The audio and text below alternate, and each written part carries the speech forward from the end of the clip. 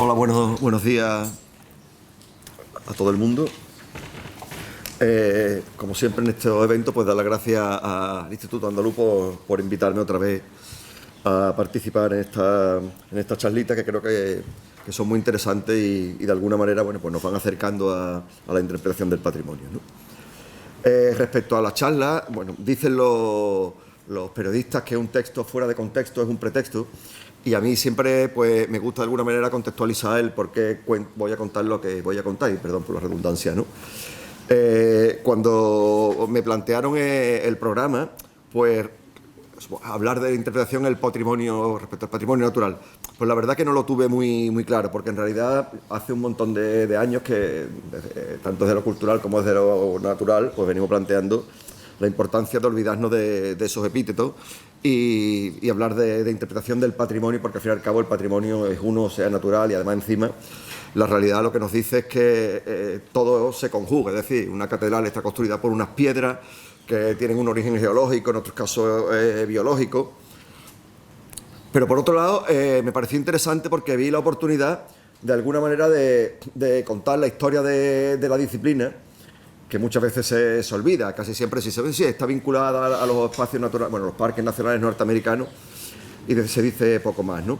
Así que al final, ya digo, me pareció interesante pues plantear, dedicar un ratito a esta historia, ¿no? A cómo nació y cómo llegó a ser lo que es.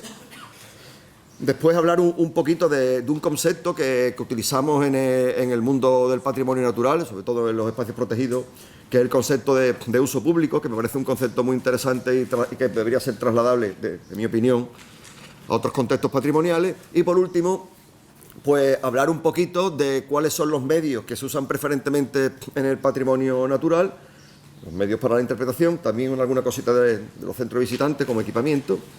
Ver un poco cómo funcionan en cada caso y cuáles son sus características, ¿no? Así que nada, voy a ello, ¿no?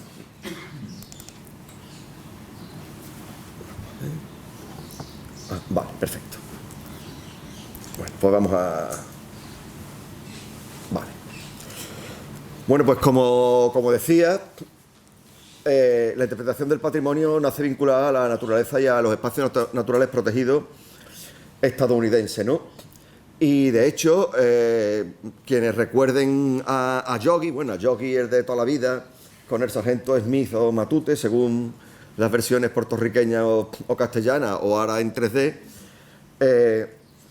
cuando Yogi hacía sus travesuras, en realidad el guarda quien le reñía era él, porque de alguna manera el guarda estaba velando para que la relación de la gente que visitaba ese parque con los valores del parque funcionara bien. Es decir, como veremos dentro de un momento, en el fondo, la relación de los seres humanos con la naturaleza y en el contexto de los espacios protegidos nace más por razones humanistas que naturalistas en sentido estricto, ¿no?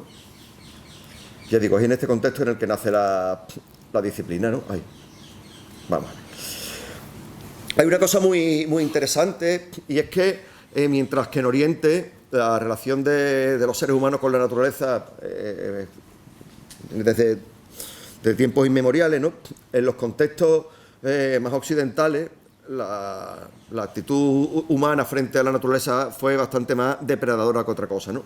Sin embargo, en Estados Unidos se da una circunstancia muy interesante, y es que los pioneros,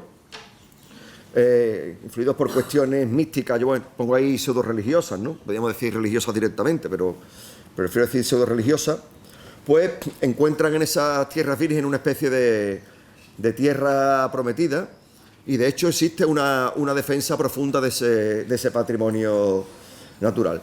Hay una peli que, como peli, es bastante mala. Si hay algún crítico, alguna crítica de cine, que me perdone si le gusta, pero la peli es bastante regular. Se llama, en castellano, es La ley de la fuerza, y es un grupo de cuáqueros que viven en un bosque, y cuando viene una empresa a cortar los árboles, pues se lía, ¿no? Se lía allí la cosa, ¿no? Al final, Kirk Douglas, que es el protagonista, salva los árboles, no porque ame a los árboles, sino porque se enamora de la muchacha, como no podía ser de otra manera. Pero aún así, la idea es interesante y está bien representada, ¿no? Personajes que conocemos como, bueno, que son conocidos como Daniel Boone, ¿no? Pues son gente que también funciona con ese espíritu cuasi místico, ¿no? Y él en alguno de sus escritos pues, habla de esa curiosidad natural del alma del ser humano, ¿no? Y que de alguna manera todas esas cosas están a nuestra disposición por mano de la providencia y que tenemos que cuidarlas y respetarlas. Ay, perdón. Pasan los años y aparece un personaje muy interesante que es George Catlin. Seguramente si han visto ustedes unas pinturas muy bonitas de indios, hay una muy conocida que es una danza de hombres bisontes bailando alrededor de la hoguera. Esas pinturas son de Catlin. Entonces Catlin, que es un tipo que vive mucho tiempo, pasa mucho tiempo con las diferentes tribus de los indios, él empieza a entender la relación que tienen esas culturas con la naturaleza y de alguna manera se imbuye de ellas y en él se despierta cierto espíritu de protección, ¿no? Entonces él en 1932 plantea el concepto, bueno, yo lo he traducido como parque nacional, en realidad él hablaba de parque de una nación o parque de las naciones y él dice que es necesaria una gran política de protección que a determinadas tierras las convierta en parques magníficos, parques de una nación, como dice él, que contenga al hombre y la bestia con todo el espíritu salvaje y fresco de la belleza natural. Empieza con él de alguna manera un proceso de exaltación del patrimonio natural, siempre planteado desde la belleza, ¿no? A la vez, pues los búfalos van desapareciendo, las águilas van desapareciendo, las palomas van desapareciendo, pero es cierto que ese espíritu va avanzando. Y en 1864, el valle de Yosemite se declara como parque estatal, ¿no? Es el primer espacio protegido de la historia. Pero, como decía antes, a pesar de que esta protección está vinculada a su valor, sobre todo paisajístico, cuando después vemos la declaración, el acta de declaración que firma Lincoln en el 64, ya en este caso ya del Parque Nacional de este valle, pues es muy curioso porque dice, se le otorga a California este valle y la arboleda con la condición de que, dice, ¿no?, literalmente, ¿no?, de que fueran retenidos para el uso público, como centro turístico y la recreación. Sí, después habla de inalienable para todos los tiempos, es decir, de alguna manera, este inalienable para todos los tiempos lleva implícito una idea de conservación, pero en realidad, cuando él está declarando ese espacio como espacio protegido, y como se ve en sus palabras, está pensando mucho más en la gente, es decir, este espacio es un espacio para que la gente pueda disfrutar de él, ya digo, en todos los aspectos, ¿no?, en los paisajísticos, florísticos, etcétera, etcétera, etcétera, ¿no? Y de pronto aparece un personaje especial, ¿no?, que es John Muir, que podríamos hablar de él como el primer conservacionista, ¿no? Y es la primera persona que, de alguna manera, utiliza este concepto de interpretación como una traducción del lenguaje duro y técnico de la ciencia para que la gente lo pueda comprender, ¿no? Realmente nos metió en un jaleo porque se podía haber inventado otra palabrita, porque al final, claro, interpretación tiene tantas acepciones que muchas veces, yo siempre me acuerdo de mi madre que decía, yo realmente no sé a qué se dedica mi hijo. Hace interpretación, pero no sé que va de pajarito, pero poco más, ¿no? Después nos vamos a encontrar con este mismo problema un montón de veces, los temas, ¿no? Podía haber inventado otra palabrita, pero bueno, el hombre lo hizo con su mejor voluntad y no le vamos a chancar a esta hora, ¿no? Y dentro de su diario personal, ¿no?, hay alguna frase absolutamente contundente. Yo he querido extraer esta porque realmente me parece, por un lado, que desde el punto de vista literario es absolutamente preciosa, ¿no?, y desde el punto de vista de alguien que piensa la comunicación es muy potente, ¿no? Dice el tipo, ¿no?, interpretaré las rocas, aprenderé el lenguaje de las inundaciones, las tormentas y las avalanchas, me pondré en contacto con los glaciares y los jardines silvestres y me acercaré tanto pueda como al corazón del mundo, ¿no? Realmente es muy potente, ¿no? Y claro, yo cuando lo leí por primera vez me sorprendió muchísimo aquello de aprender el lenguaje de las inundaciones, ¿no? Es decir, es un tipo que es capaz de ver la belleza en algo que para el resto de la gente pues, es un problema o un desastre, ¿no? Y de hecho, John Muir no solo es la primera persona que utiliza este concepto de interpretación y que además, digamos que es el primer conservacionista, sino que además es el tipo que crea el primer grupo conservacionista de la historia. Y además era un buen escritor, le gustaba un montón dar charlas, un tipo que le gustaba contar tanto lo que sabía como sobre todo lo que sentía, ¿no? Y, bueno, esta es una de sus publicaciones, ¿no? El Templo de la Naturaleza, ¿no? Está llena de pequeñas narraciones, de pequeños cuentecitos, ¿no? Y como dice Miguel Delibes de Castro es hijo de Miguel Delibes, el escritor, y además ha sido durante muchos años el director de la Estación Biológica de Doñana, y es un tipo que desde el principio, desde los años 80, 90, entendió muy bien qué era esto de la interpretación y la importancia de comunicar el valor del patrimonio para que la gente de una manera o de otra acabara sintiendo aprecio por ese patrimonio, ¿no? Entonces, tal como cuenta Miguel Delibes, ¿no? Realmente John Muir tenía una capacidad impresionante de trasladar a la gente a través de sus palabras y llevarlas de alguna manera a que sintieran esa naturaleza, ¿no? A que de alguna manera, bueno, como él dice, ¿no? Que se sintieran realmente, bueno, acariciados por el viento, ¿no? Purificados por las cascadas. Es decir, John Muir no le importaba tanto que la gente adquiriera conocimiento, aunque también, ¿no? Sino sobre todo que la gente sintiera de alguna manera esa naturaleza, porque él estaba convencido que evidentemente el conocimiento era importante, pero muchas veces la creación de vínculos afectivos entre los seres humanos y en este caso el patrimonio natural es fácil de conseguir simplemente con que la gente sienta, ¿no? Y realmente la interpretación del patrimonio en el contexto del mundo natural muchas veces va más dirigida al corazón de la gente que a su cabeza, ¿no? Más a que la gente sienta que a que la gente aprenda, sobre todo porque los procesos de interpretación suelen ser pues, muy cortitos, ¿no? Vale. Y ahora viene, digamos, el padre de todos los guías de naturaleza del mundo, que es Enos Miles, ¿no? Enos Miles es la primera persona que define el concepto de guía de la naturaleza. A él le encantaba llevarse a... Bueno, ahí lo tienen ustedes con un montón de visitantes, ¿no? La foto está recortada porque no me cabía, pero llevaba un montón de gente, ¿no? Entonces, él es un naturalista que disfruta de la naturaleza, pero además le encanta llevar a gente y acercarla a ese patrimonio. Y además, él partía de una teoría importante, ¿no? Y es que, sí, ya hemos visto que gente como Muir hablaba no solo de comunicar cosas respecto a lo que eran las cosas, sino sobre todo establecer vínculos afectivos a través de la sensibilización, ¿no? Del uso de los sentidos.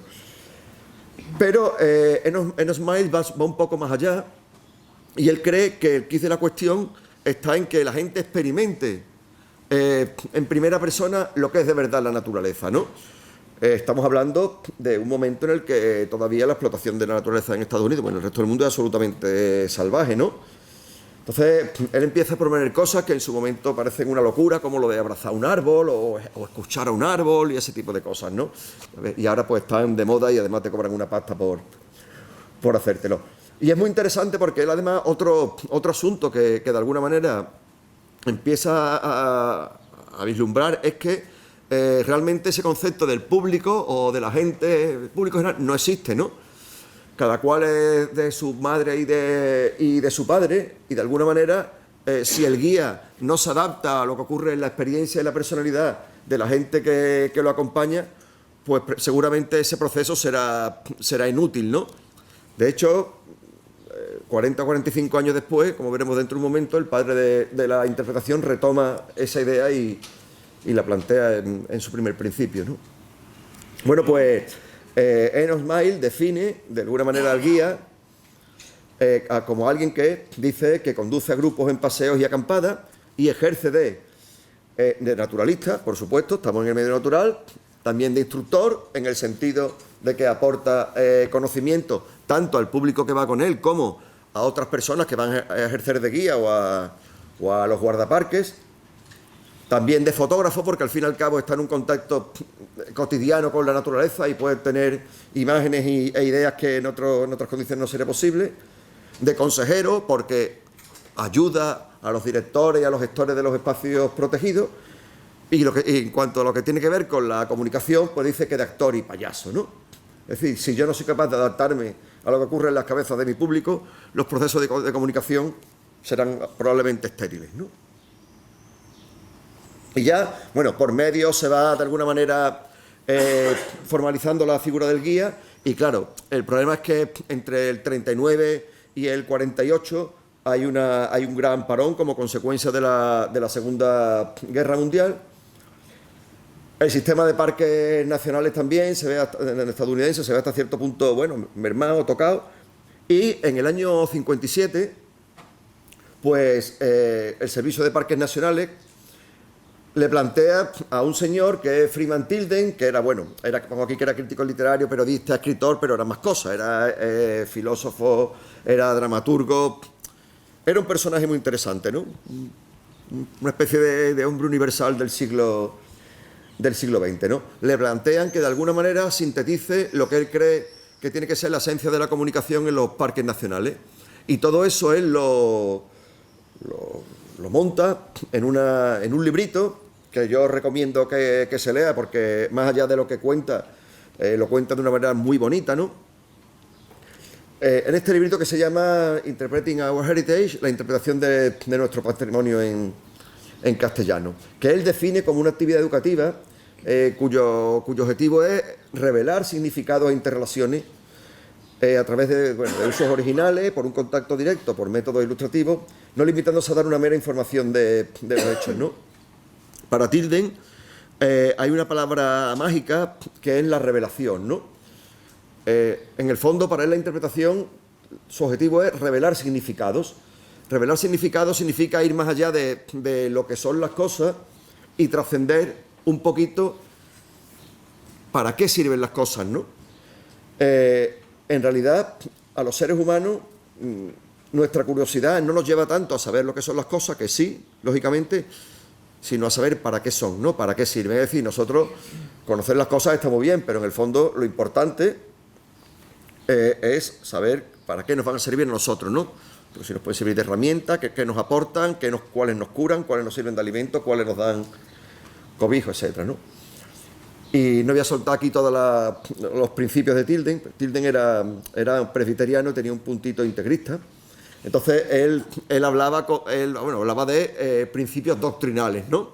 Le ponía la palabra doctrina a todo lo que podía. Y en el fondo, si uno analiza esos 6 principios, se da cuenta que en gran medida son de perogrullo, pero tan de perogrullo como que las manzanas caían hasta alguien.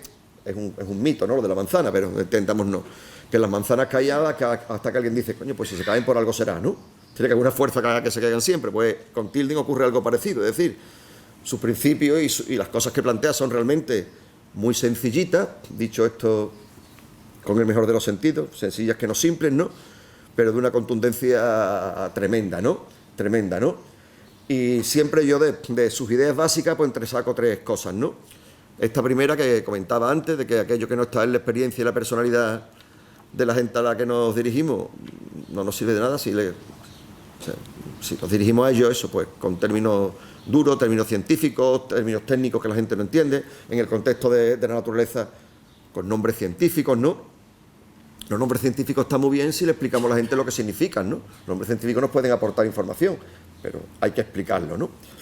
Tilden dice otra cosa, que es que no tiene sentido que le hablemos a la gente de cosas aisladas, sino que hay que hablarle del todo, ¿no? Y eso es una realidad. Los seres humanos nos distinguimos en realidad no nos importan las cosas sueltas, a nosotros nos importan las historias, ¿no? Somos cotillas por naturaleza, también dicho en el mejor de los sentidos. Y desde mi punto de vista, el principio más importante es que el verdadero objetivo de la interpretación, él dice literalmente, no es la instrucción, en el sentido de no es la la educación en conceptos, sino la provocación. Y cuando él dice provocación, está hablando no de provocación de acercarnos a la gente, sino la provocación del pensamiento, ¿no?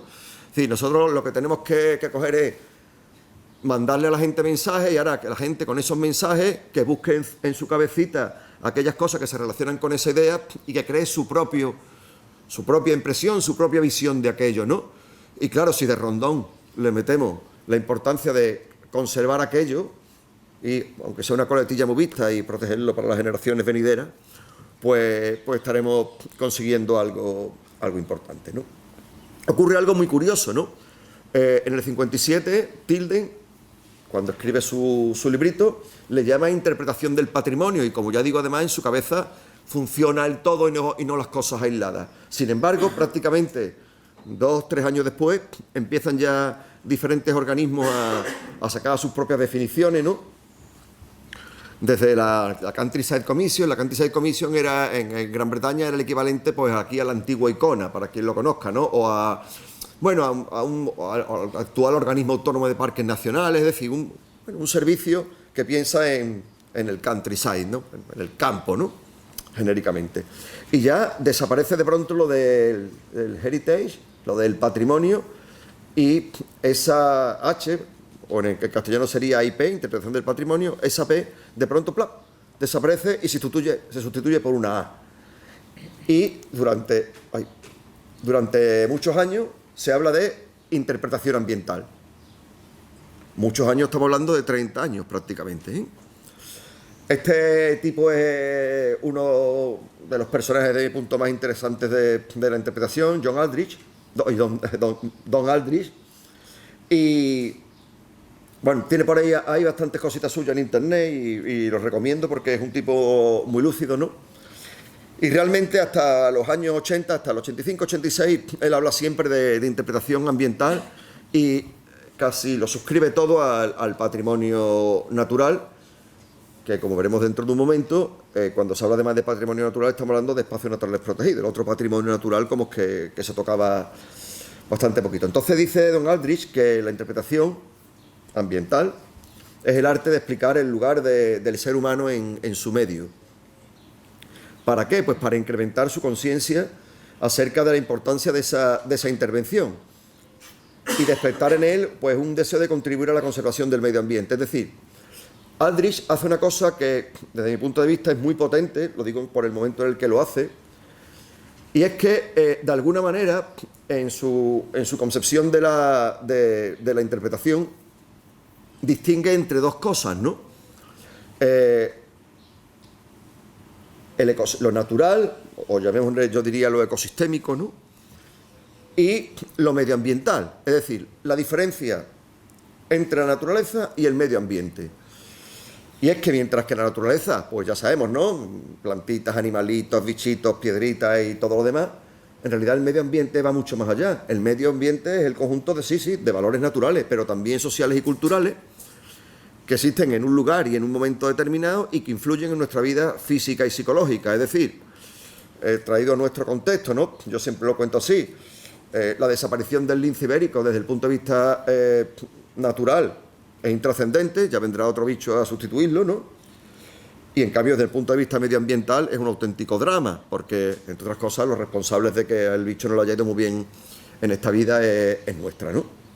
Entonces él entiende que cuando se habla de medio natural, no le pone natural, habla simplemente de medio, ya digo, y cuando habla de interpretación habla de ambiental, ¿no? Él entiende que sí, hay que hacer interpretación para que la gente entienda qué es eso que está ahí, cuáles son sus valores y de hecho hablar de esos valores de alguna manera justifica que después existe una necesidad de conservar, pero sobre todo que la gente entienda la relación entre los seres humanos y ese patrimonio natural que está ahí, en el que ya digo intervienen también cuestiones sociales y culturales. Llevo un tiempo, unos cuantos años, trabajando en zonas de desierto, tanto en Medio Oriente como en África, y una de las cosas que más te sorprende es que prácticamente hasta el último rincón del desierto tiene elementos de intervención humana, ¿no? Es decir, yo no sé si existe algún rincón en el mundo en el que no nos encontremos una lata de Coca-Cola, ¿no? Ayer subieron 250 personas, me parece, a la cima del Everest, ¿no? Lo que antes era un reto, pues ahora es un cateteo. Y perdón por la palabrita, ¿no? Bueno, pues ya digo, pasan casi 30 años y de pronto en el primer Congreso Nacional de Interpretación, que se celebra en Banff, en Canadá, en 1986, pues por fin alguien dice, vamos a dejarnos ya de tanto ambiental y vamos a volver a nuestro padre y vamos a ser sensatos y vamos a seguir hablando de patrimonio, porque en el fondo, perdón, como decía el indio Seattle, que seguramente habrán visto ustedes alguna vez el diario o las cartas de este hombre, ¿no? Todo está enlazado como la sangre que une a una familia, ¿no? Que decía bueno, no está tampoco claro que lo dijera, pero por lo menos se dice que lo dijo. Bueno, a partir de ahí, la primera persona que trae a España el concepto de interpretación del patrimonio lo hace en 1980 y es uno de los primeros directores conservadores del Parque Nacional del Teide. Se llamaba Antonio Machado, no tiene nada que ver con el poeta, ¿no? Una serie de, Jorge Morales, que también conocido y amigo de mucha gente por aquí, pues él trae el concepto también en el 83 de Chile, porque es verdad que la interpretación sí tenía en ese momento bastante influencia en Sudamérica, en general en Latinoamérica. Y aquí se empieza a hablar, pues eso, en los años 80, ¿no? Y de hecho, en las primeras jornadas de educación ambiental que se celebran en España en 1983, que se celebran en Sitges, ya hay una pequeña aportación de la interpretación como herramienta para colaborar en la educación ambiental. Y a partir de ahí, la interpretación todavía ambiental, estamos en el 83, faltaban 3 años para que cambiáramos de titulito al asunto, pues desde entonces y hasta ahora, desde el contexto de la educación ambiental, se sigue hablando de interpretación ambiental.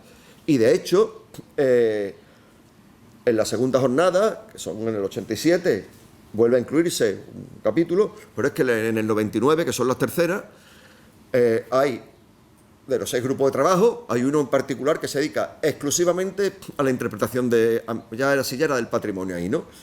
Pensando que en realidad al menos hay 2 tipos bien diferentes de público, ¿no? Los públicos cautivos, que están vinculados al sistema educativo y a otros contextillos también, pero básicamente al sistema educativo, y después están los públicos no cautivos. Los públicos no cautivos, básicamente, pues están formados por el público general, ¿no? Gente que visita, en este caso, pues, espacios protegidos y lugares naturales con fines recreativos, con ganas de disfrutar mucho y aprender poco, ¿no? No lo digo esto como una cosa negativa, en realidad la gente en su tiempo de ocio no suele ir por la vida con una libretita, los que hacen eso pues son enfermas o enfermos, ¿no? Como yo, ¿no? La gente normal hace fotos y se hace selfies, últimamente más selfies que fotos, pero bueno, la recreación es otra cosa, ¿no? Es llevarnos cosas dentro, ¿no? Y decir, qué bonito, qué potente, que alucine, que cuelgue, ¿no? Entonces, en el libro blanco de educación ambiental del 99, pues se habla de la interpretación ambiental como una herramienta, eso, muy efectiva, para trabajar, además dice literalmente in situ, sobre los significados e interrelaciones que se dan en un espacio protegido.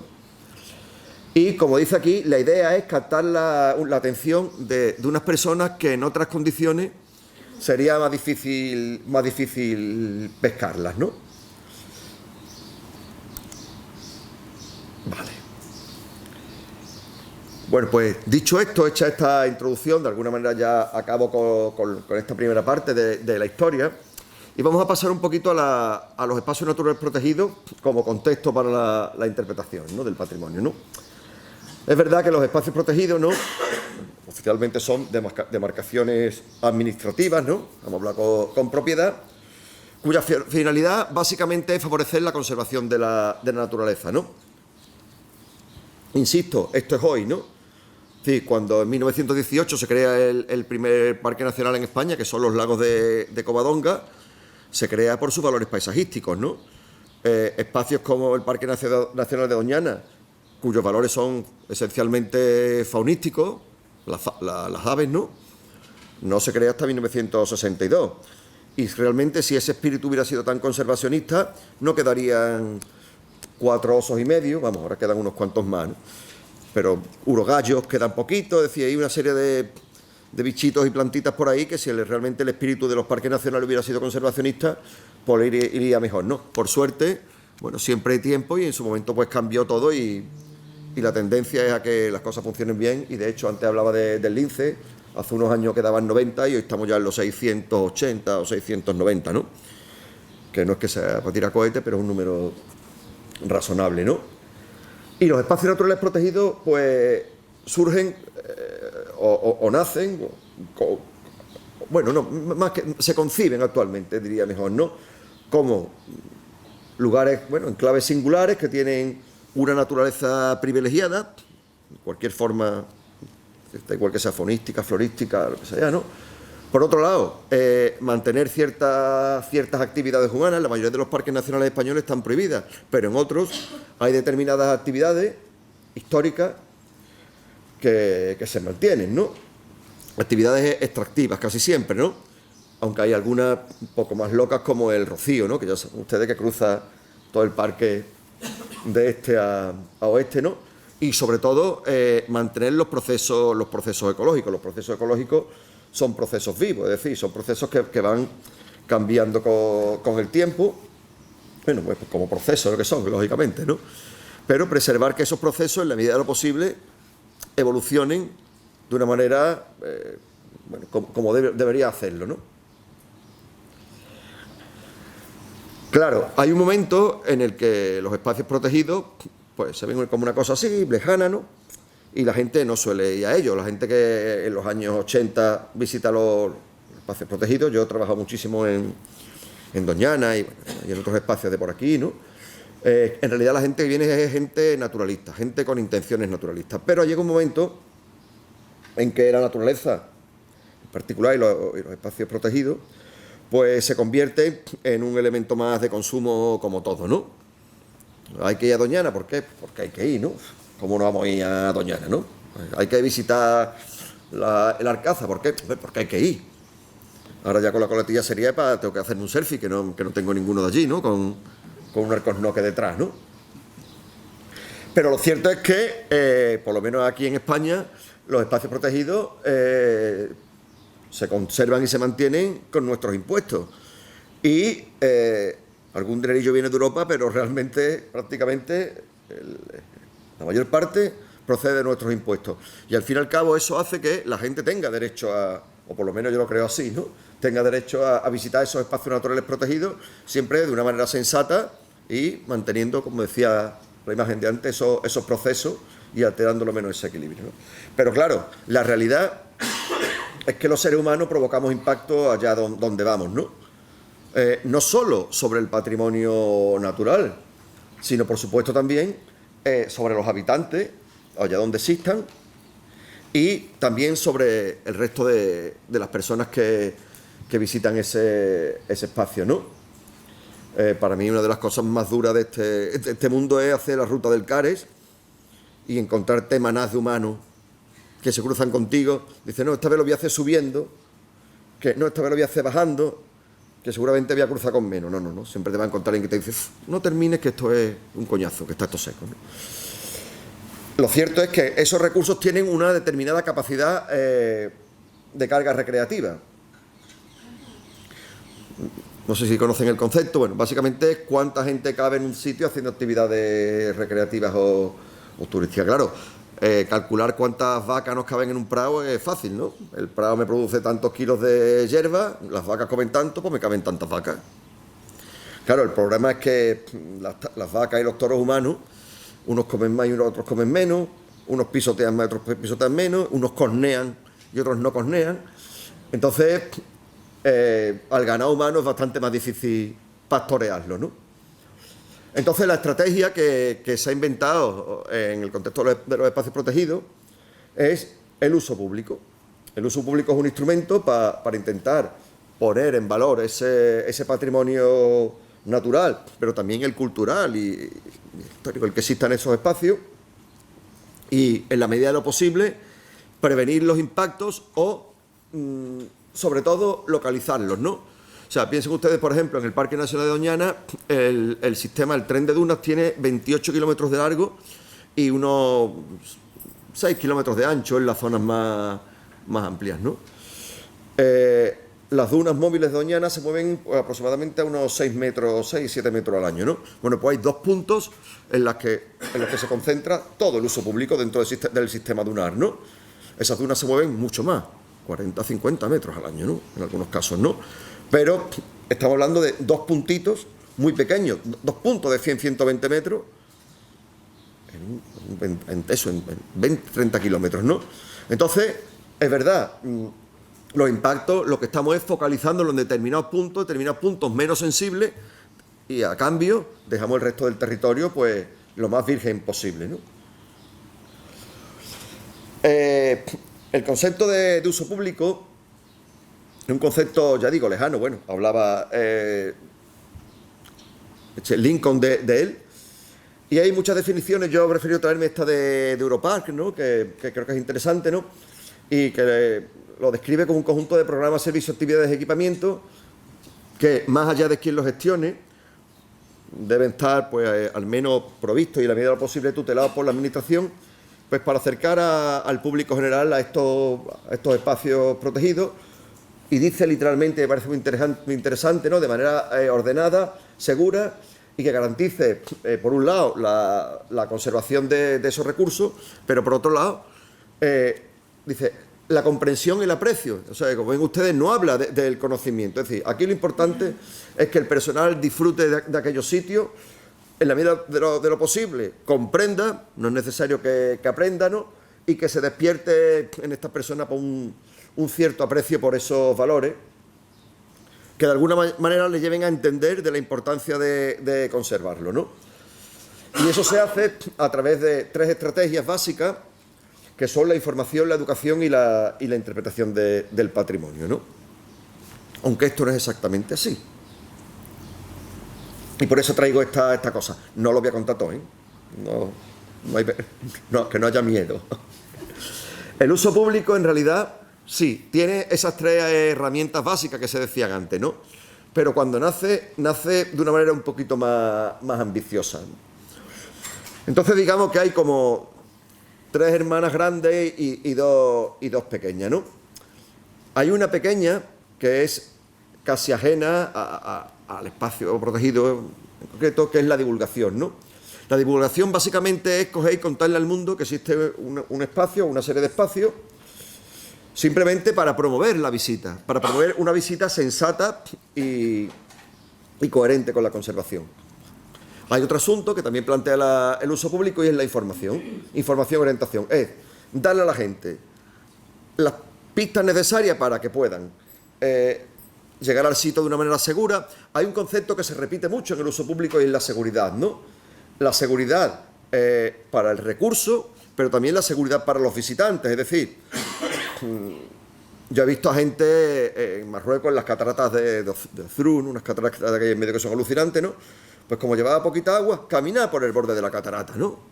Me imagino que confiando que Alá no les diera un empujón, ¿no? Entonces, el uso público está continuamente hablando de seguridad, ¿no? La seguridad del visitante y la seguridad del recurso, ¿no?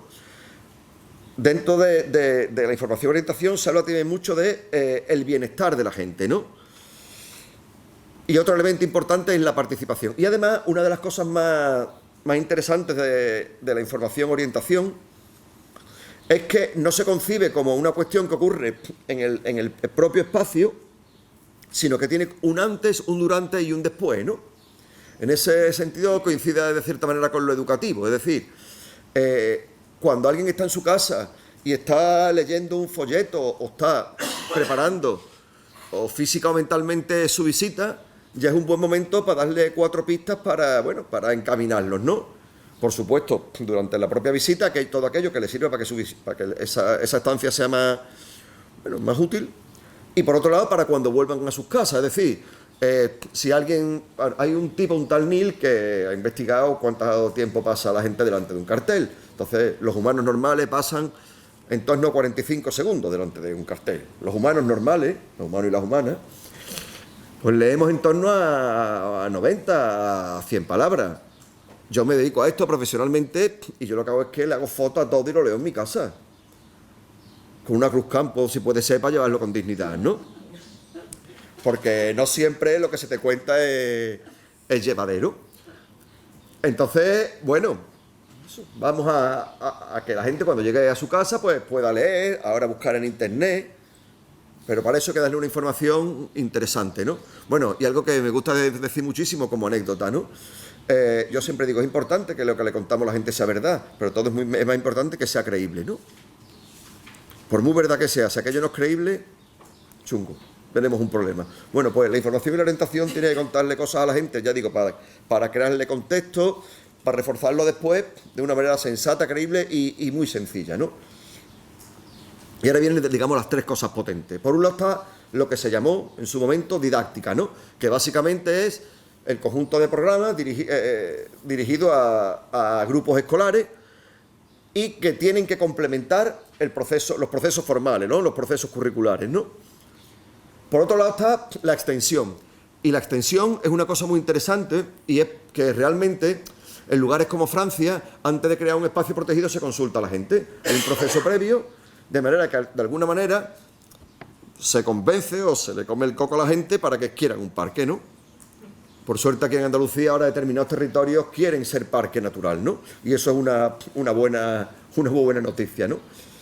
Pero antes no era así. En los años 80, cuando yo empecé a trabajar en Doñana, la palabra que más escuchaba en aquel territorio, y es cercano porque mi familia es bollullera, ¿no? Entonces estoy cercano a aquello, ¿no? Aquello de vamos a meterle un mixto al parque, porque esto lo que hace es prohibir cosas, ¿no? Bueno, pues es fundamental dirigirse expresamente a las poblaciones locales para que tomen conciencia de que aquello que tienen es un verdadero tesoro. Es que esto no lo tiene todo el mundo, ¿no? Ahora con el lince es muy gracioso, ¿no? Antes en la finca cinegética hablaban de los venados que tenía y las puntas de sus venados, ¿no? Ahora lo que dicen es, en mi finca hay lince, en mi finca hay águilas imperiales. Y de pronto eso que hace unos años eran alimañas y bichos malos, se ha convertido en un valor añadido.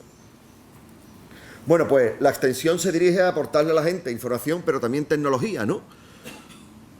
Por ejemplo, ¿no? Yo trabajo en un parque nacional en Guinea-Bissau, donde está a casi 80-90 kilómetros de la costa y hay allí una población pequeña de hipopótamos. Bueno, pues los hipopótamos hay que conservarlos, pero los hipopótamos se comen el arroz que come la gente, ¿no? Bueno, pues como programa de extensión, lo que se le ha hecho es a la gente proporcionarle pastores eléctricos para hipopótamos, ¿no? Que es una cosa como muy exagerada, ¿no? Bueno, pues esa tecnología tan sencilla y tan tonta, con unas placas solares que alimenta aquello, pues hace que la gente de pronto ya no vea tanto al hipopótamo como un enemigo, sino algo que me aporta dinero, y si no que lo digan en Andújar con el tema del lince ibérico. Y por supuesto, pues, la interpretación ambiental del patrimonio, pensando en el público general, pensando in situ y acercar a la gente a aquello de forma atractiva y sugerente, ¿no? Bueno. Eso sí, desde el uso público se asume que la responsabilidad del ejercicio de la interpretación en estos contextos recae sobre la administración. Se puede hacer después mediante concesión administrativa, ¿no?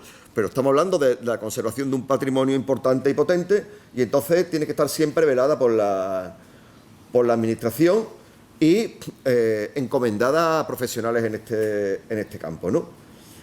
Y de alguna manera se concluye que la interpretación tiene que sí que contar cosas, pero sobre todo tiene que persuadir. Es decir, si estamos hablando con gente que nos va a dedicar 45 segundos en cada cartel y va a leer 5, pues con un poco de suerte pues vamos a tener 2 minutos y medio echándonos cuenta, ¿no? Entonces aquí no hay tiempo de convencer a la gente de nada, ¿no? Y si la convencemos, pues mejor nos podemos dedicar a la política que a la interpretación.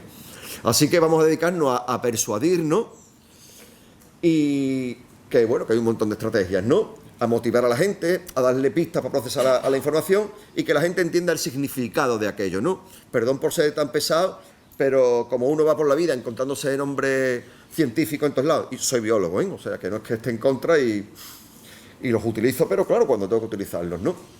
Y que la gente entienda las relaciones que ocurren allí y los vínculos que existe eso con tu vida, ¿no? Ahora hace unas semanillas en Mauritania, ¿no? Y era, claro, para la gente de allí el desierto es el lugar donde están sus camellos, ¿no? Pero yo les contaba, ¿no? Y claro, alucinaban, ¿no? Que en realidad los vientos del Sáhara, ¿no? Estas calimas tan tremendas que agobian a los canarios, a veces a nosotros también, las que ensucian nuestros coches de barro, esas arenas y esos minerales ahí en suspensión que el viento se lleva, alimentan el Amazonas, ¿no? O sea, la principal fuente de minerales del Amazonas son los vientos que llegan desde el Sáhara. O sea, esto al final, aquí no existen rinconcitos, sino que todo es como realmente una cosa bastante unida a todos los niveles, ¿no? Y que lo que le contemos a la gente sea recreativa, no recreativa de áreas recreativas, ni del recreativo de Huelva, sino del recreativo de recreación, ¿no? Vámonos a la etimología de la palabra y ya que nos creamos de nuevo, pues vamos a crearnos mejor de lo que éramos antes, ¿no? De una manera amena, que no significa jaja, jiji. Ahora hay unos conceptos alucinantes: infostenimiento, información para entretenimiento, intertenimiento, interpretación para entretener. No, hay que ir un poquito más allá, ¿no? De una manera significativa en el sentido de comprensible para quien sabe mucho, pero también para mi abuela o para mi prima encarna, ¿no? Y participativo en lo físico y también en lo intelectual, ¿no? ¿Cómo se hace esto? Pues haciendo que el público se sienta bien. Estas son estrategias del uso público y por ende de la interpretación, ¿no? Dando la bienvenida, ¿no? Recordad que la gente no solo viene a ver aquello, sino hay veces que vienen, bueno, buscando cierta afectividad. No significa que le tengamos que dar un abrazo, ¿no? Significa que al menos los tratemos bien y cuando le hablamos a la gente, que las miremos a los ojos y no a la cartera o a otros sitios. Alentar la participación en lo físico e intelectual, como ya decía, ¿no? Si estamos hablando de conservación, vamos a estimular el que la gente pueda participar realmente. No tiene gracia eso de, venga, ayúdenos a conservar. ¿Cómo? Búsquese la vida. No, habrá que darle a la gente oportunidad de entrar en ese juego y hacer cosas, ¿no? Decía antes, ¿no? Provocar el pensamiento, incomodando y forzando la reflexión, ¿no? Hay una cosa que a mí me gusta, me encanta de la educación ambiental, y es que desde el principio asumió que educar a la gente en el uso de los sentidos era una herramienta, era una estrategia muy importante, ¿no? Yo siempre pienso, ¿no? A mí que me gusta el buen comer, ¿no? Yo siempre pienso, no hay nada más triste, ¿no?, que comerte una buena tortilla de papa con un resfriado, ¿no? Y bueno, y con tenedor. O sea, que una buena tortilla de papa está buena cuando la coges, bueno, cada cual uno le gustan más densitas, pero a mí me gusta flojita, ¿no? Que la huele, bueno, que es que entras en tu casa, coño, que bien huele la tortilla. Bueno, pues de alguna manera con la naturaleza algo pasa algo muy parecido, ¿no? Es decir, que es que las plantas huelen, unas bien y otras mal. Los excrementos huelen, unos bien y otros mal. Entonces, vamos a relacionarnos con el mundo de verdad, ¿no? Con todos los sentidos. Y aunque la interpretación no lo utiliza como un fin en sí mismo, como sí ocurre en la educación ambiental, sí que es una buena herramienta, ¿no? Es decir, que es eso, disfrute del mundo, que el mundo huele, ¿no? Vamos, el mundo huele y tocar las piedras de una catedral, lo que se pueda tocar, pues para mí me aporta una información tanta como si la miro, ¿no? Bueno, dar información significativa, ya lo he comentado, involucrar física e intelectualmente al público en eso, ¿no? En este contexto, pues vamos a localizar la interpretación del patrimonio, y antes hemos visto un par de definiciones, pero traigo aquí la que nos aporta Europark, que en el fondo no deja de ser un fusilamiento de todas las anteriores, como todas las que hacemos todo el mundo, ¿no? Las mías pues también son un fusilamiento de los anteriores, ya poco aportamos después de tanta gente detrás, ¿no? En este caso, pues, una acción de comunicación, y lo que sí me parece interesante que dice de carácter creativo, ¿no? Claro, tiene que ser creativa en lo artístico, cuando montamos carteles, cuando montamos exposiciones, ¿no? Tiene que ser creativa en lo literario, que se trata de contar a la gente las cosas de una forma agradable, ¿no? Pero también tiene que ser creativa en el sentido de que cada cual tiene en su cabeza lo que tiene, como decía antes, ¿no? Y si no somos capaces de buscarnos la vida para entrar por esa rendijita, ¿no?, de encontrar el talón de Aquiles de cada persona, quizás sea exagerado, pero al menos de de cada grupo humano, pues nos va a costar trabajo llegar a esa gente, ¿no? En este sentido, la mercadotecnia, el marketing, nos puede contar un montón de asuntos y es fácil. Pero ahora la gente, pues eso, de la importancia del legado natural histórico, para que lo disfrute, lo aprecie y contribuya a su conservación, ¿no? Y una de las herramientas que viene usando históricamente la interpretación, bueno, el uso público y la interpretación, es la planificación interpretativa, ¿no? ¿Por qué? Porque quizá uno de los problemas más gordos que nos encontramos para trabajar en el uso público, para trabajar en el uso público y la interpretación en los espacios protegidos, es que estamos hablando de unos territorios brutales, ¿no? Brutales, ¿no? El otro día estaba en La Gomera y entonces estaba hablando un poco de los parques, ¿no? Y bueno, estaba recomendándole a una gente, estaba dando unas clases, ¿no?, que visitaran el Parque de los Alcornocales. Es que en el Parque de los Alcornocales hay restos de laurisilva, ¿no? Y La Gomera, pues, se caracteriza por la laurisilva y especies comunes y demás. Entonces me dice una alumna, ¿no? Ay, pues sí. Y es grande, es grande. Entonces le dije, mira, pues para que te haga una idea, ¿no? El Parque de los Alcornocales es... mira, no estoy seguro, ¿no? Se lo dije así, ¿no? Digo, no estoy seguro si son 4 o 6 veces La Gomera, ¿no? Entonces, ver qué cuentas en un sitio que tiene 250.000 hectáreas es complicado. Pues la planificación básicamente sirve para un proceso estratégico que, por un lado, en base a unos objetivos que vienen de arriba, que tienen que ver con la gestión, pues ver realmente en este sitio qué programa, qué servicio, qué medio y qué personal necesito, pues para comunicarle a los diferentes tipos de visitantes los valores de este sitio, ¿no? Hay que saber qué cosas contar, dónde contarlas, cuándo contarlas y racionalizar el esfuerzo, porque yo a veces cuando hablo sobre todo me ocurre cuando me plantean hacer itinerarios, ¿no? Pues claro, quien te contrata muchas veces se siente padre de aquello, a veces se siente dueño del cortijo y quiere contarlo todo, ¿no? No se puede contar todo, ¿no? Es que esto hay que enseñarlo. Y yo a veces les vengo a decir que tienen que entender que parte de mi obligación como profesional de esto es decirle qué cosas no hay que acercarle a la gente. Antes, hace 15 años, la idea era, si yo tengo una encina brutal en un sitio, tengo que enseñársela a la gente, ¿no?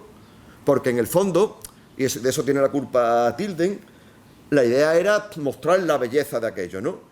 Pero a lo largo de estos años, el concepto de recurso interpretativo, se llama rasgo interpretativo, ha evolucionado, y si antes eran elementos para que la gente sintiera la belleza del lugar, ahora la estrategia es otra, es decir, ahora en el fondo estos elementos, estos rasgos, son una excusa para contar historias.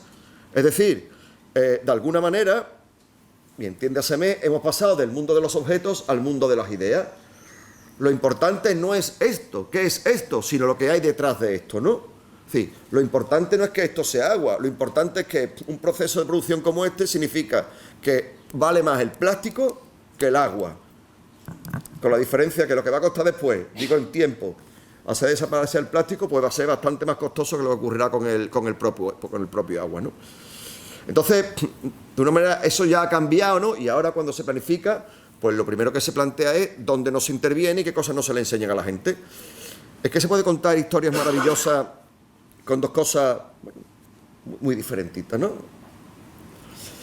Otro elemento importante de la interpretación actualmente, dentro del contexto de los espacios protegidos, es contar con la participación social, es decir, la gente que vive en el espacio o que vive en su entorno forma parte de ese sitio, de ese lugar, ¿no?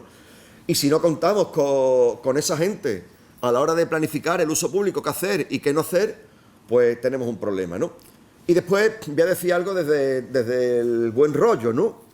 Y es que históricamente, cuando a mí me llamaban, por ejemplo, para hacer un curso, pues mira, tengo aquí 3 personas que conocen el parque perfectamente y además son de la zona, ¿no? Me parece muy bien contar con esa gente, ¿no? Pero porque alguien conozca muy bien todas las cucurbitáceas, me refiero a las plantas de la familia de la calabaza, el pepino y demás, eso no lo capacita para ser cocinero, ¿no? O cocinera, ¿no? Entonces, lo que tenemos que hacer es invertir en esos territorios, formar a la gente, capacitarla realmente en comunicación, y una vez que la gente está capacitada, pues quien sirva para comunicar, que comunique, quien sirva para estar en una oficina haciendo administración, pues que lo haga, ¿no?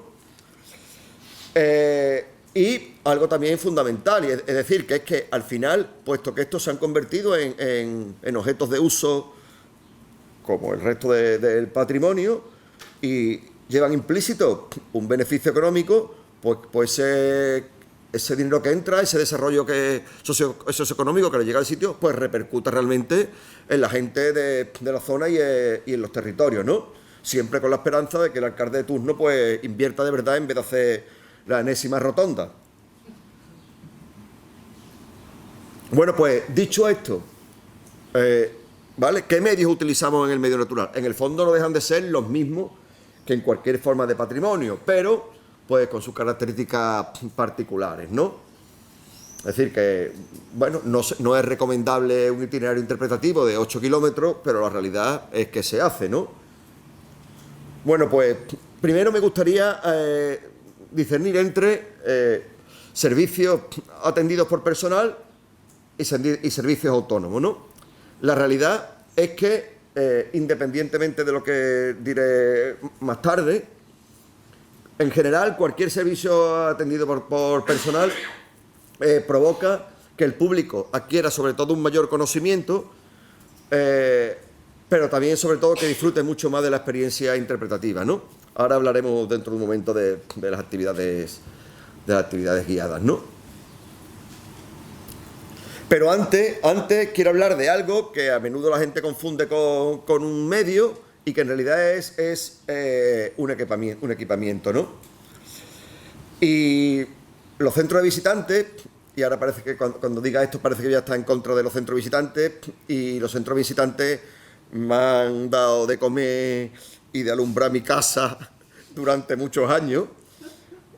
Sigo con ellos y espero que lo último que desaparezca de este planeta sean los centros de visitantes, ¿no? Porque significará que por lo menos tendré la oportunidad de buscarme la vida, ¿no? Pero claro, el problema es que durante un tiempo se convirtieron en el paradigma de la comunicación con los visitantes, de los espacios protegidos y de todos los demás. Traigo siempre una viñetita, pero creo que esta vez, si digo la verdad, no estoy seguro si la traigo o no, ¿no? Es que esta mañana he hecho unos cambios de última hora, he quitado cosas y he puesto cosas. Pero suelo traer siempre una viñeta a todas las charlas de la hoja de Valladolid de hace un montón de años, ¿no?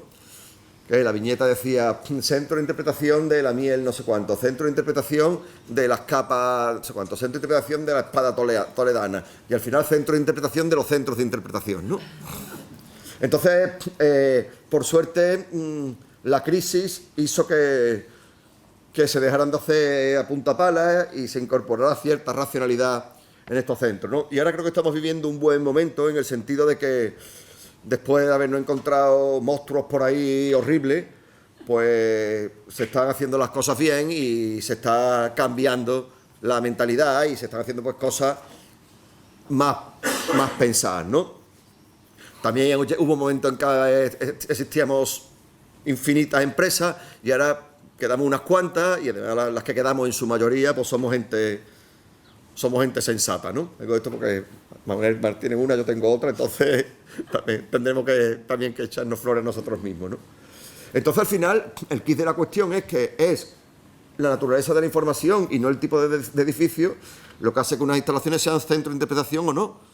Entonces, en función, si yo me meto en un centro que por mucho que tú lo llames de interpretación y lo que me encuentro dentro es la Biblia, el Corán y la Torá juntos, fotografía y texto a 5 centímetros sobre el suelo y hasta 15 metros de altura, información insoportable, ilegible, incomprensible y a veces lisérgica, pues claro, eso no es un centro de interpretación, ¿no? Un centro de interpretación es otra cosa, ¿no? Es un lugar, pues, que tiene que servir, pues, bueno, de alguna manera para recibir al público, ¿no? Para inspirar al público, para darle 4 pistas para procesar la información. Bueno, antes de esto no voy a decir el pecado, perdón, voy a decir el pecado, pero no el pecador, ¿no? Alguien que dirige, bueno, que tiene una empresa que se dedica a esto, o tenía, o ya no sé si la tiene o no la tiene, la verdad es que no lo sé, y tampoco me importa mucho, la verdad. Este hombre se vanagloriaba de que él hizo bastantes centros en su momento en Andalucía, ¿no?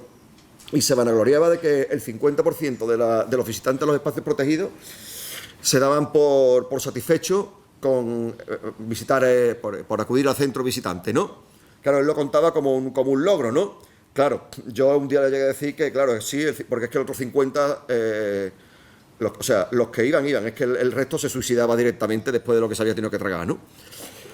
Pero sobre todo era la concepción tan salvaje, ¿no? Es decir, yo te pongo un audiovisual sobre el jamón pata negra, pero no te lo doy a probar. Entonces, mira, esto es jamón, estos son los picos y esto es el oloroso más rico de Tojeré. Mira qué bonita es la botella, mira qué bien huele. Pero no te acerques a él, ¿no? Estamos hablando de justo lo contrario. Es decir, yo monto un centro visitante para decirle al personal, señores, señoras, esto que os estoy contando aquí no es nada en comparación con lo que hay ahí fuera, ¿no? Salir, oler, tocar, gustar y comeros el mundo, ¿no? Entonces, esa es la razón de ser de los centros de visitantes. También son muy útiles para la enseñanza formal. Es decir, lo que pasa es que quien diseña tiene que entender que cuando yo diseño algo para el público general, lo estoy diseñando para el público general, no para el sistema educativo. Después será el sistema educativo quien tendrá que adaptar esa información a los diferentes niveles curriculares, ¿no? Entonces son buenos para concentrar al público. Que llueve, le eché un sitio perfecto para no mojarte, ¿no? Pero sobre todo yo resalto esta cuestión de la transición psicológica entre la vida cotidiana de la gente y ese mundo que se van a encontrar, ¿no? No es coña, a mí en Doñana la gente me ha llegado a preguntar, bueno, una vez, ¿no? Una vez, ¿dónde están los leones?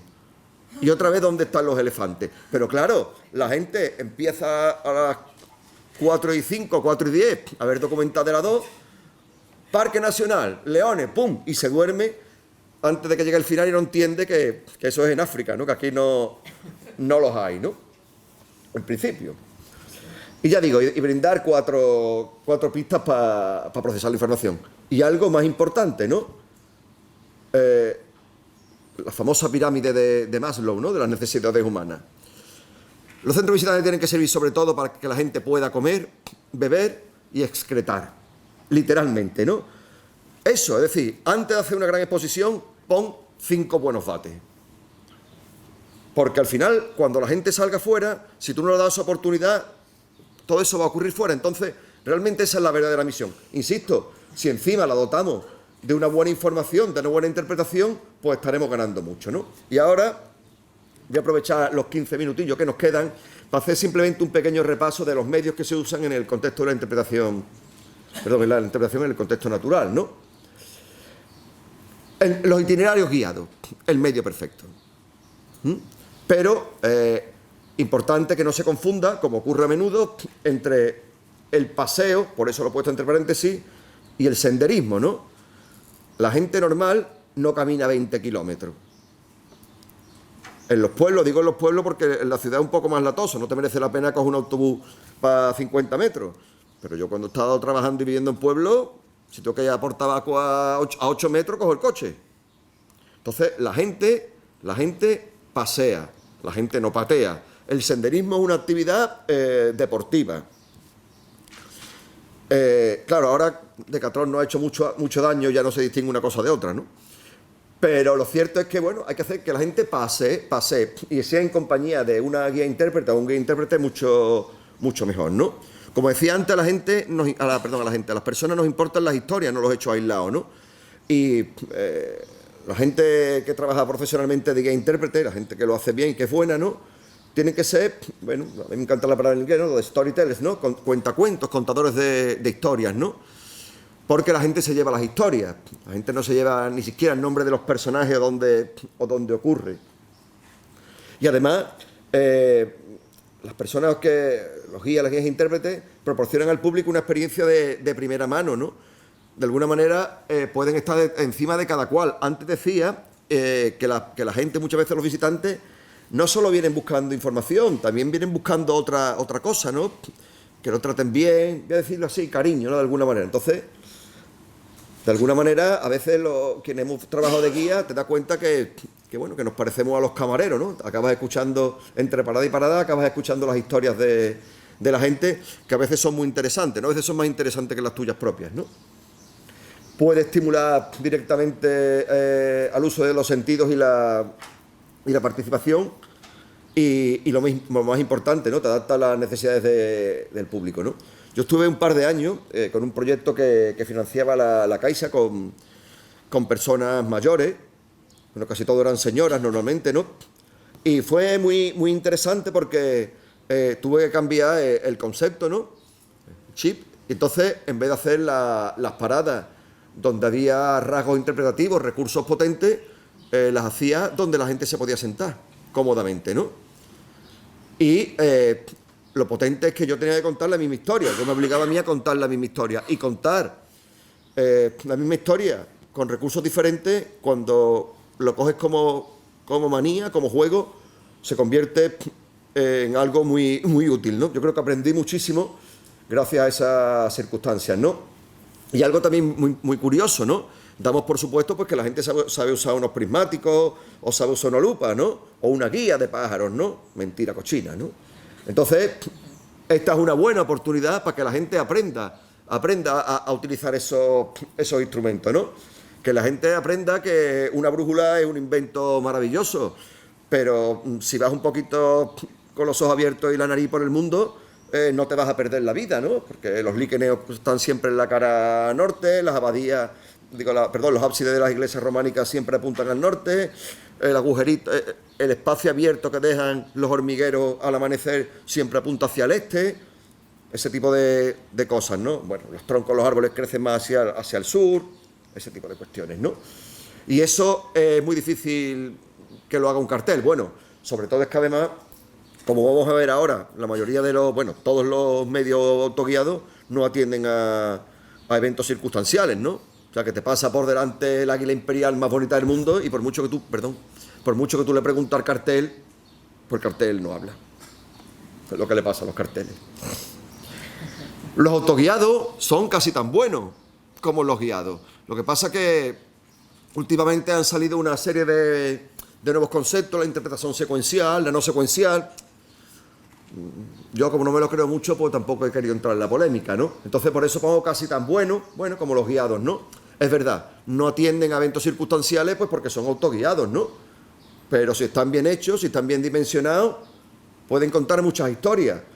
Claro, lo que no podemos encontrarnos es esos ladrillos con 10 millones de palabras, que te cogen, si tienes delante un pino, la imagen que te ponen es el mismo pino.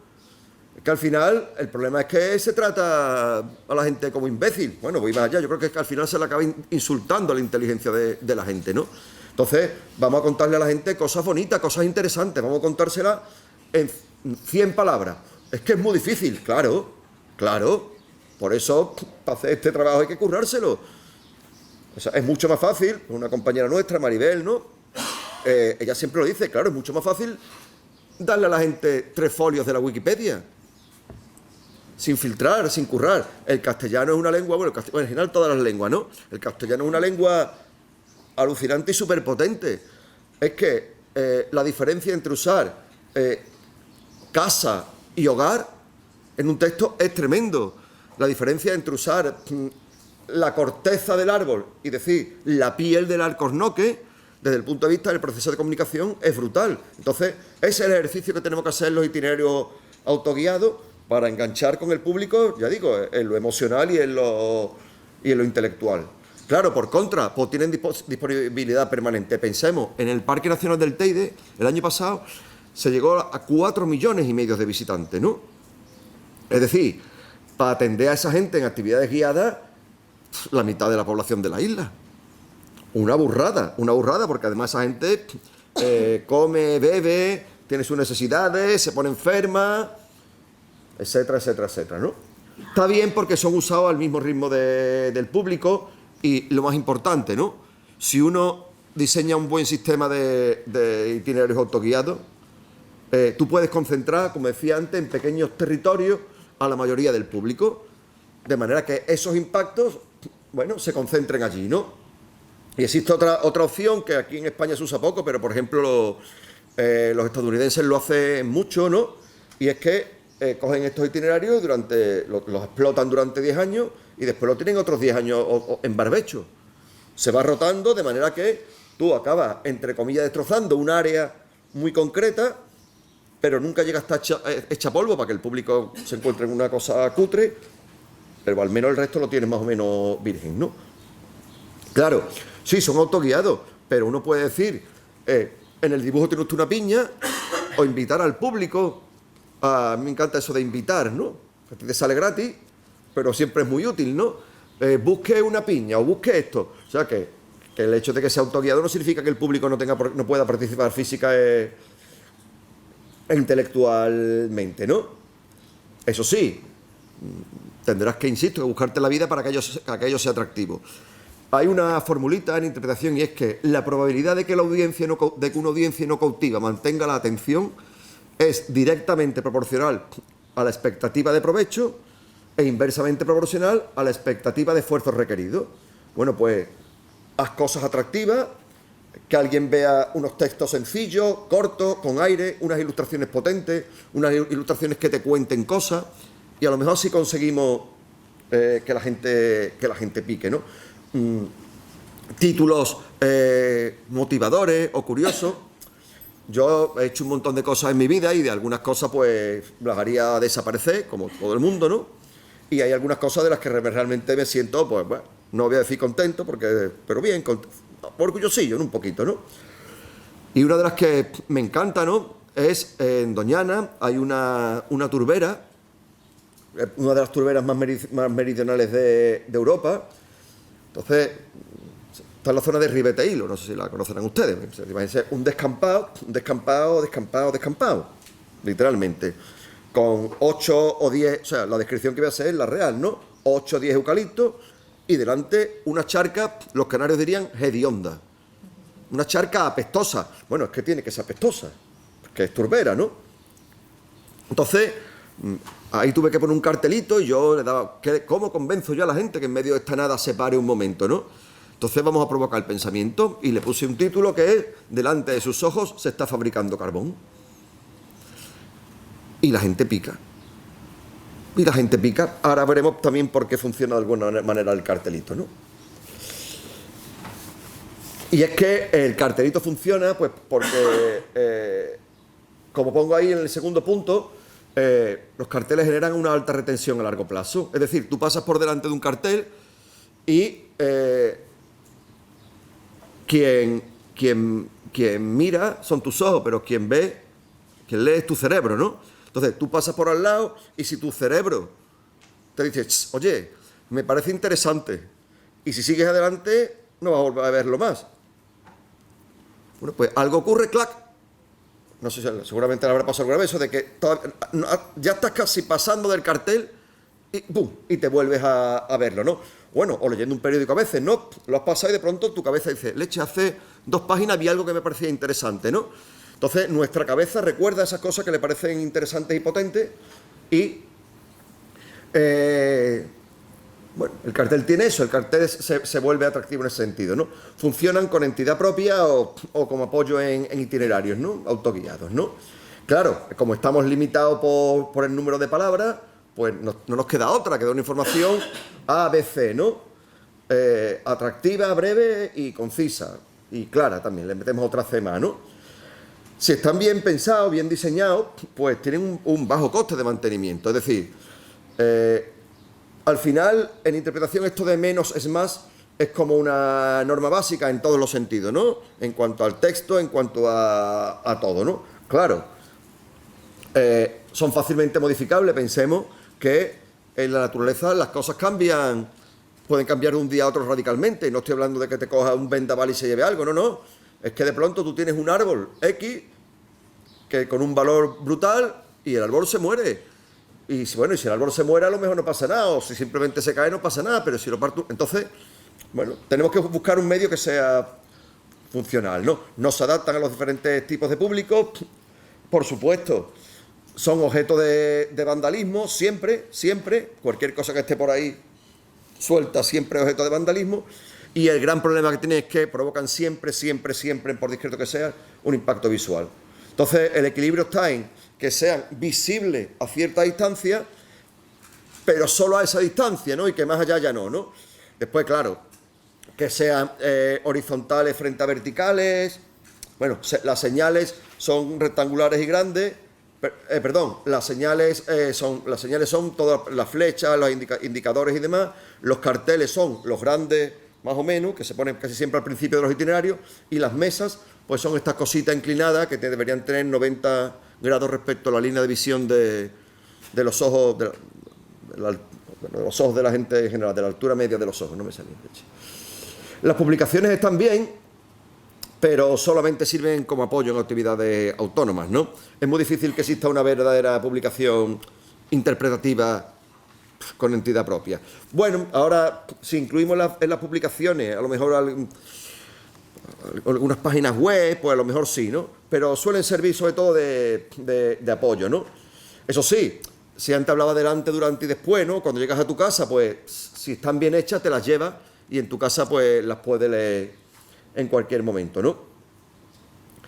Si uno edita de manera sensata y razonable, pues se puede modificar con cierta facilidad. A mí hay una cosa que me gusta, que ocurre en determinados espacios protegidos, y es que te dan la publicación, tú haces el itinerario y después la devuelves. Si quieres al final comprarla, pues la pagas en una de buena calidad, pero utilizable por diferentes usuarios, puede ampliar la información, puedes entrar en detalles. Claro, eso sí, tiene dos problemas, ¿no? Uno, que se pueden convertir en basura. Yo cuando veo a la gente con un folleto hecho un gorrito, casi le doy las gracias, ¿no? Digo, bueno, mira, al menos le has dado un segundo uso, ¿no? Porque eso de encontrártelo directamente y tirado en el suelo es que me pone de los nervios, ¿no? Y problemas de distribución. Claro, hay sitios en los que los centros de visitantes no están siempre funcionando, ¿no? Entonces hay que buscar otra fórmula. Yo siempre digo que el sitio donde habría que distribuir estos folletos es en los bares, ¿no? Bares que lugares, y bueno, un pueblo sin bar no es un pueblo, ¿no? Entonces yo creo que hay que darle a los bares la oportunidad de hacer este servicio social aparte de los que hacen, ¿no? Y bueno, por poner otro ejemplo, ¿no? De estos de títulos potentes, ¿no? Más allá de darle a la gente una información tonta y sencilla, ¿no? En este folleto de arriba, que ustedes no lo ven, pero habla de una ladera que por culpa del hongo este de la grafiosis se está quedando sin olmos, ¿no? Entonces podríamos decirle a la gente de la grafiosis, ¿no? O los hongos, ¿no? Bueno, pues a mí me gustan los títulos contundentes que provocan el pensamiento de la gente, ¿no? Que es los olmos que cubren esta ladera están condenados a muerte, ¿no? Entonces es difícil pasar de largo ante un mensaje como ese, ¿no? Las exhibiciones interpretativas, pues son perfectas para una interpretación vicaria, ¿no? Ya digo, lo suyo es que la gente llegue al sitio, disfrute de aquello, tenga 4 ideas y salga como un loco, como una loca para afuera, realmente a ponerse en contacto con la realidad. Claro, las exposiciones son fundamentales en otros contextos. Por ejemplo, traigo el ejemplo del dinosaurio, ¿no? La gente, por mucho hueso que vea, no se hace la idea de. De hecho, estos dinosaurios son de mentira. No es que digo que sean de mentira porque se vean una maqueta, es que encima están hechos con la concepción que se tenía hace 20 años de dinosaurio. Ahora los tendríamos con plumas y con otra serie de cosas más, ¿no? Pero son útiles. Una de las exposiciones que hago también por ahí, lejos de aquí, pues por ejemplo del ADN, ¿no? El ADN y la herencia genética, es decir, estamos hablando de una cuestión intangible. Bueno, pues aquello que es intangible vamos a dárselo a la gente mediante exposiciones, ¿no? La cuestión, lo que no tiene sentido es que le demos a la gente lo mismo fuera que dentro y esperemos que la gente se conforme con lo de dentro. No. La cuestión es que las cuestiones sean complementarias, ¿no? Y después, ¿verdad? Hay gente que no va con tiempo. Bueno, pues una exposición, la gente llega, ve una buena exposición, se lleva 4 buenas ideas y demás, ¿no? Y claro, la cuestión es provocar al público a disfrutar. Eso sí, uno de los grandes medios, o el único gran problema de este medio, es que a veces puede llegar a enmascarar el mensaje, ¿no? Entonces, si uno tiene claro que lo importante es la historia y no cómo se cuenta, no sé, yo sigo viendo el King Kong, el último, el de Jackson, ¿no? Y sí, los pelos del mono son perfectos, pero aquello es un tostón. Veo a ese King Kong del 32, ¿no? De plastilina tan cutre, podríamos decir, pero se me siguen saltando las lágrimas, ¿no?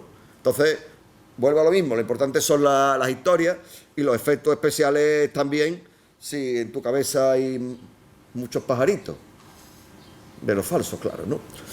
Y voy terminando, ¿no? Esta es una de las estrategias de la interpretación que a mí más me gustan, que es la interpretación espontánea. Pero como digo ahí, es espontánea solo en apariencia, ¿no?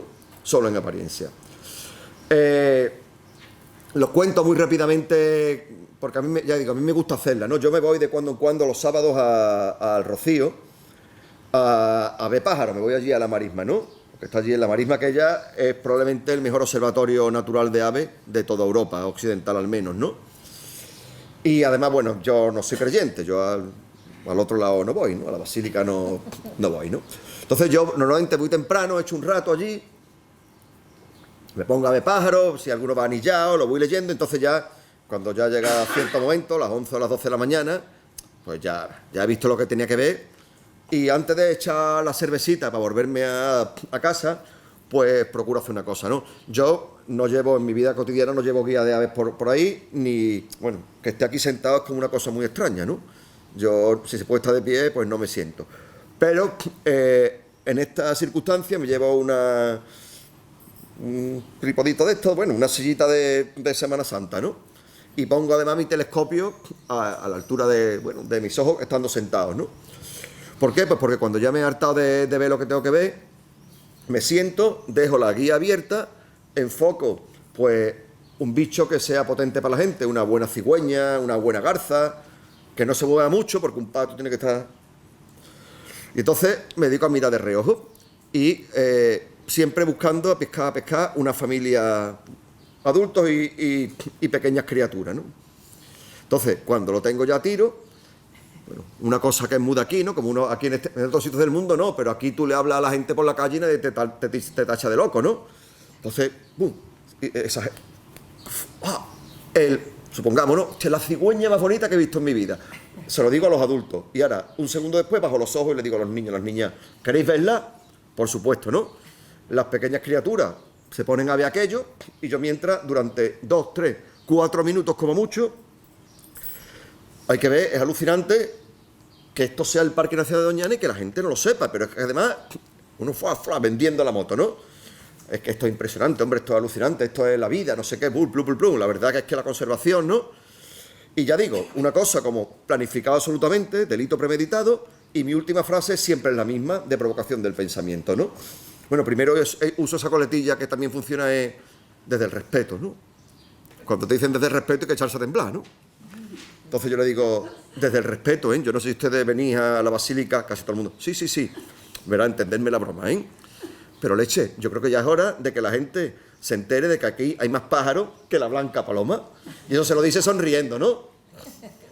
Claro, pero ¿qué ocurre? Que es que durante 3 minutos de su vida les has dado cosas. Un tío vestido de normal. No era alguien que alguien lo obliga, no. Un buen hombre le ha dedicado 3 minutos de su vida a transmitirle su amor, su pasión, sus microconocimientos por aquello, ¿no? Y encima le sonríe, le toca la cabecita a un niño, casi con un punto condescendiente, que el hombrito, ¿no? En el hombrito, y ya está, ¿no? Claro, si se enrollan, me tengo que ir. Vamos, sí, me toca ir porque es que me voy a echar una cervecita en el Isidro y me poso en otro sitio, hace la misma jugada. Esto en Estados Unidos es una actividad muy típica de los Rangers, ¿no? Como la muchacha está de abajo, ¿no? Y funciona de maravilla, porque la gente tiene esa sensación de que, coño, qué buena persona, o qué buen servicio. En este caso, ven, las 2 imágenes que tenemos arriba son actividades que mi empresa ha hecho en este caso, además, los 2 en los Alcornocales, ¿no? De interpretación espontánea. Bueno, en este caso en particular, lo cuento como anécdota, ¿no? Tuve que ir a recoger a mi gente porque habían coincidido que había una fiesta allí y estaban medio borrachos, ¿no? Se habían integrado tanto con la interpretación espontánea que iban con una medio papa, ¿no?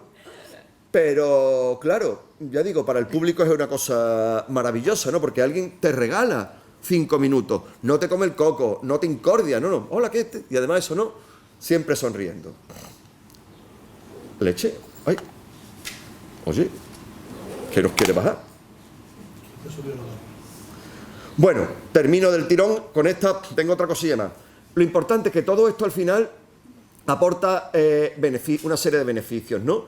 Es decir, se concentran los visitantes en un punto y como consecuencia se disminuye el impacto. Se rentabilizan los esfuerzos de comunicación tanto en lo económico como ya digo, respecto a los impactos de la gente, ¿no? La gente entiende determinadas cosas y por eso yo procuro no prohibirle nada a la gente, sino plantearle qué esperamos de usted, ¿no? Últimamente, cuando hago carteles para prohibir cosas, me limito a decirle a la gente, esperamos de usted que se comporte como en su casa. Yo añadiría, si usted en su casa es un cochino, sígalo siendo aquí y disfrute, pero nunca me dejan, ¿no? Pero compórtese como en su casa y ya está. Eso es lo que yo quiero, que usted disfrute y se relaje y eso, y al menos se comporte bien, ya digo, ¿no? Y de alguna manera, y terminando, y es que hay que concebir al final la interpretación como una herramienta de gestión.